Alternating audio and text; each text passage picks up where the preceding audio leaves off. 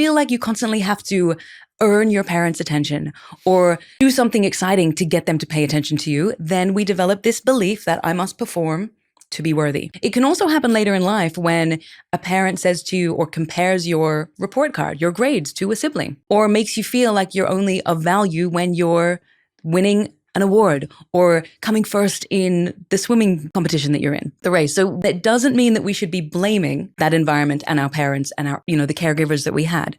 We need to acknowledge that they were doing the best that they could with what they knew at the time.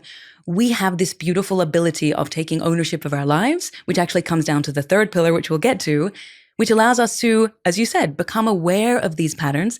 So often, Jay, and if you're listening, you may find that you have not been aware of these things.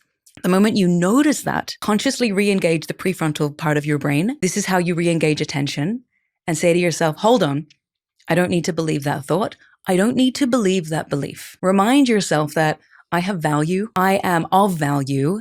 And one of the simplest hacks that you can use in those moments is to stop thinking about yourself. I know that sounds really odd to say, but when we are suffering with a lack of self-acceptance, it's always I, me, my. How do they see me? How am I coming across? What am I doing right now? If you can shift and go, okay, how can I be here for them? How can I be of value? How can I be of service? How can I make this person feel seen? That's called self-forgetting, and to your achievements and to your performance.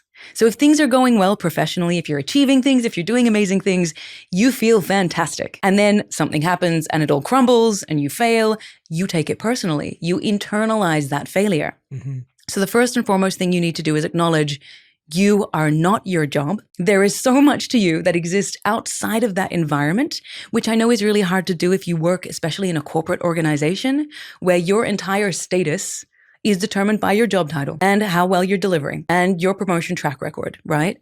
So having something outside of work that we can pour ourselves into, especially something creative, because we know about the impact that has in the brain, that allows us to remind ourselves, hey, even if I didn't do well today at work, even if I didn't achieve this thing that I wanted to, I get to go and take on that character in that play. Yes. I get to go and pick up my guitar. I get to go and paint that beautiful painting. And fascinatingly, hobbies, especially creative hobbies, have been found to increase your self-esteem, which increases your sense of self-acceptance. Yes. So it's a very odd one, but I would encourage you, if you struggle here, go and pick up a hobby and embrace the messiness of being a beginner.